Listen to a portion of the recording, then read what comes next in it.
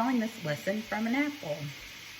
Do you ever remember when you were a kid a memory that means more to you now than it did then? I remember sitting at my grandmother's table or on the back porch of her little tiny house in Aberdeen and watching her peel something, anything. I didn't care if it was apples, carrots, or what.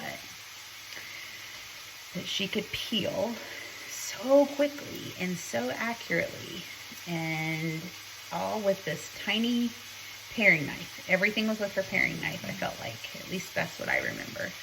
But she had a paring knife that had a silver blade or a silver handle, and the tip of it was broken off. But that's all she used.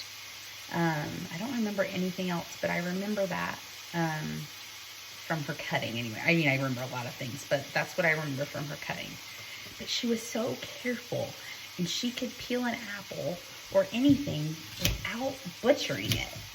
And I don't know about you, but I butcher everything I cut.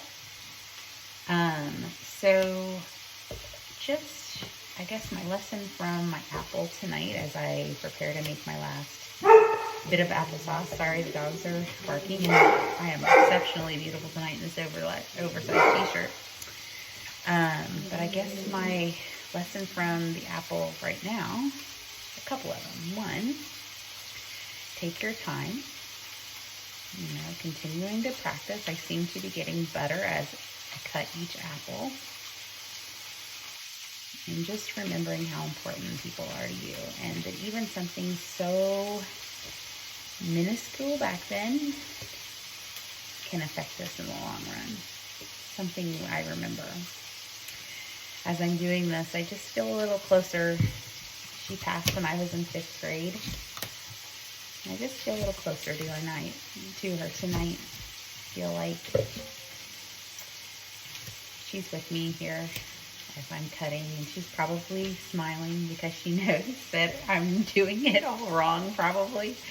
She would have never told me that, though. She would have guided me, and she would have told me how to be better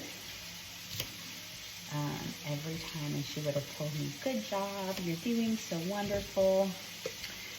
But I hopefully, as my grandchildren continue to grow, that I can show that same positive light and teach them things maybe that I learned that I'd forgotten that I learned from her. Hopefully they see a little bit of her in me, a little bit of God's grace and happiness that He's given me through my journeys here. Have a good evening.